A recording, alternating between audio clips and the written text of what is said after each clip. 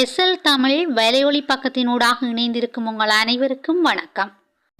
முதலில் தலைப்புச் செய்திகள். சமய கலாச்சார பாரம்பரியத்தை பாதுகாப்பதற்கு அரசாங்கம் அர்ப்பணிப்புடன் உள்ளது. பிரதமர் ஹரணி தெரிவிப்பு. 2023ஆம் ஆண்டுக்கு பின்னர் முழு அரசு அனுசரணையுடன் பொசன் நிகழ்வு. 7 கிலோகிராம் போதைப் பொருட்களுடன் 4 பேர் கைது. 7 கோடி ரூபாய் பெறுமதி என மதிப்பீடு.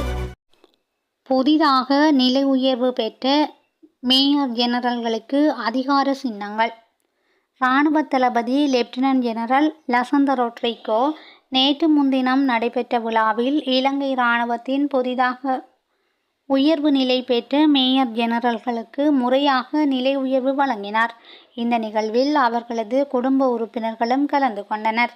புதிதாக நிலை உயர்வு பெற்ற அதிகாரிகளின் குடும்பத்தினருடன் சேர்ந்து இராணுவ தளபதி அலுவலகத்தில் இடம்பெற்ற நிகழ்வில் இராணுவ தளபதி அவர்களால் அதிகார சின்னங்கள் வழங்கப்பட்டதை தொடர்ந்து சிரேஷ்ட அதிகாரிகள் இராணுவ தளபதிக்கு நன்றியையும் தெரிவித்துக் கொண்டனர். சமய கலாச்சார பாரம்பரியத்தை பாதுகாப்பதற்கு அரசாங்கம் அர்ப்பணிப்புடன் உள்ளது. சமய மற்றும் கலாச்சார பாரம்பரியத்தை பாதுகாப்பதற்கு அரசாங்கம் அர்ப்பணிப்புடன் உள்ளதாக பிரதமர் கலாநிதி கரணி அமரசூரிய தெரிவித்துள்ளார்.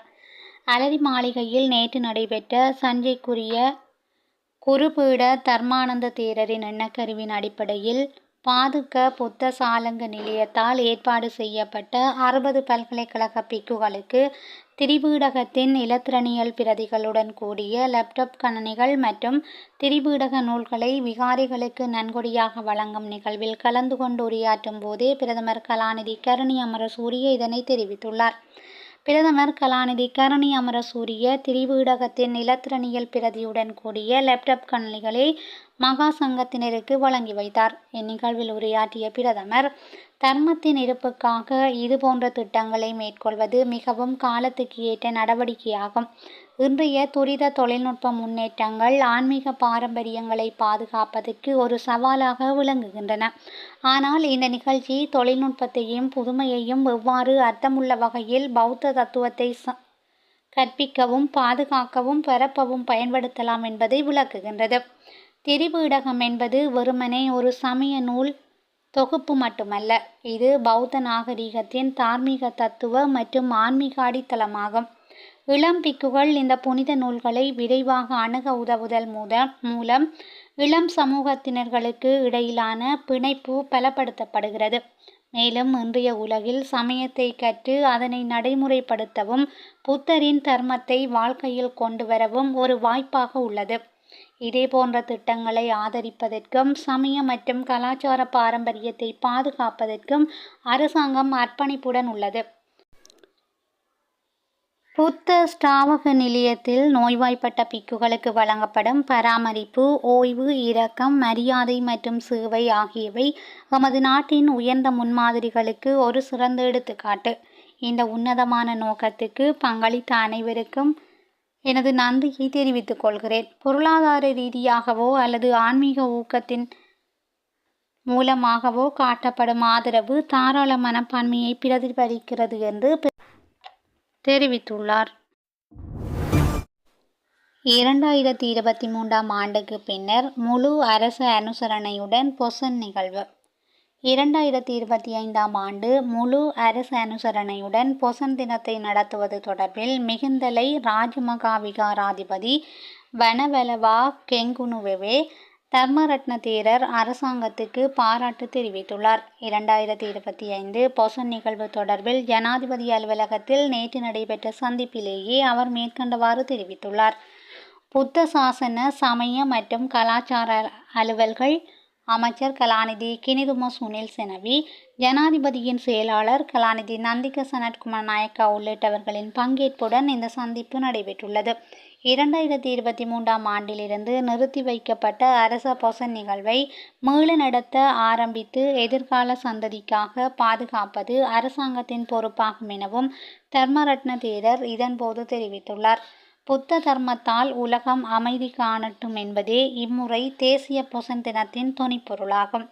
அரச பொசன் நிகழ்வுக்கு இணையாக ஜூன் மாதம் 1ஆம் திகதியிலிருந்து தான தர்ம பூஜைகளுக்கு முன்னுரிமை அளித்து பல்வேறு வேலை திட்டங்கள் முன்னெடுக்கப்பட உள்ளன.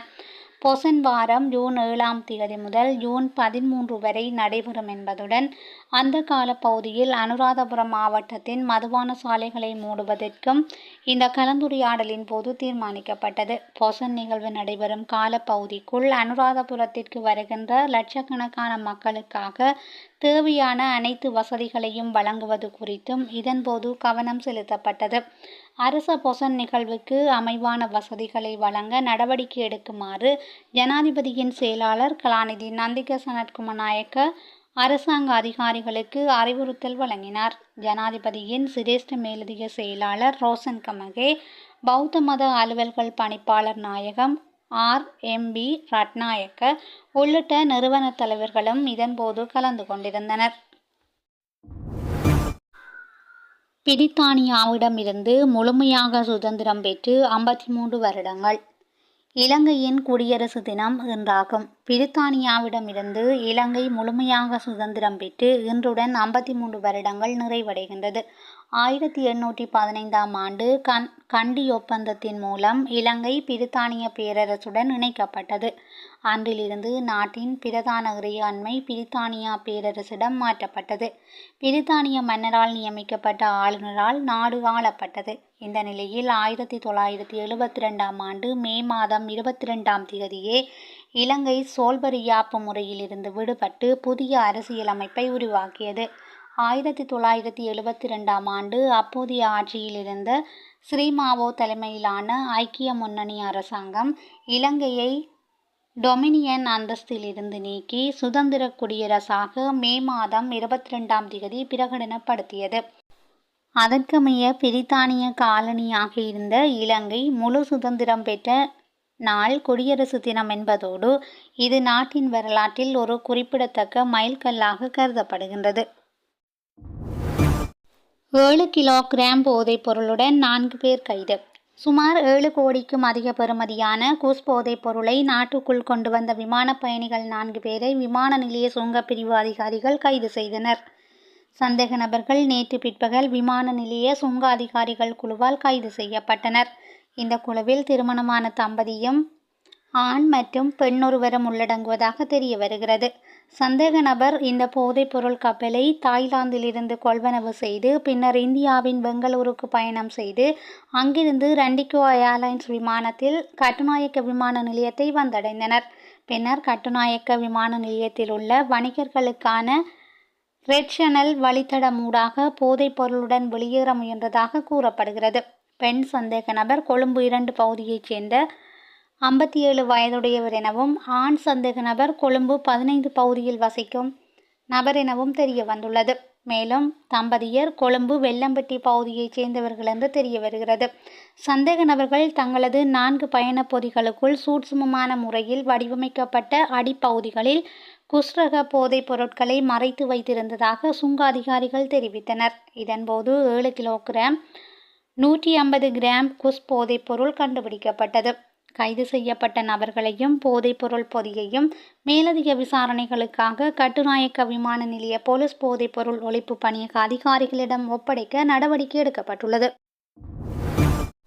மட்டக்களப்பில் 22 கஜமுத்துக்களுடன் 2 பேர் கைது. இன்று மட்டக்களப்பு ஏறாவூரில் கஜமுத்து எனப்படும் யானை தந்தத்தில் காணப்படும் 22 முத்துக்களுடன் 2 பேர் கைது செய்யப்பட்டுள்ளனர். மட்டக்களப்பு சிரேஷ்ட போலீஸ் அத்தியட்சகரின் கட்டளைக்கு இணங்க மட்டக்களப்பு மாவட்ட போதைப்பொருள் ஒழிப்பு பிரிவு பொறுப்பதிகாரி தே. மேனன் தலைமையிலான போலீஸ் குழுவினரால் இந்த கைது நடவடிக்கை முன்னெடுக்கப்பட்டது. அவர்களிடம் விசாரணைகள் முன்னெடுக்கப்பட்டு வருகின்ற நிலையில் விசாரணைகளின் பின்னர் அவர்களை நீதிமன்றத்தில் முற்படுத்துவதற்கான நடவடிக்கைகளை போலீசார் மேற்கொண்டு வருகின்றனர். சுமார் 100 கிலோகிராம் போதைப் பொருளுடன் சந்தேக நபர்கள் கைது. ஹம்பாந்தோட்டை வீரகெட்டிய பகுதியில் 100 கிலோகிராம் போதைப் பொருளுடன் 2 சந்தேக நபர்களை போலீசார் கைது செய்துள்ளனர். வீரகெட்டியவில் உள்ள வீடொன்றிலிருந்தே 101 கிலோகிராம் 400 கிராம் ஹெரோயின் போதைப் பொருள் இவ்வாறு மீட்கப்பட்டுள்ளது. இந்த சம்பவம் தொடர்பாக வீட்டில் இருந்த 2 பேர் கைது செய்யப்பட்டுள்ளதாக போலீசார் தெரிவித்துள்ளனர். போலீசாருக்கு கிடைத்த ரகசிய தகவலின் அடிப்படையில் குறித்த வீட்டில் சோதனை நடவடிக்கையில் ஈடுபட்ட போதே இந்த போதைப்பொருள் பொட்டலங்களாக கட்டி வீட்டில் மறைத்து வைக்கப்பட்டிருந்தமை கண்டுபிடிக்கப்பட்டது.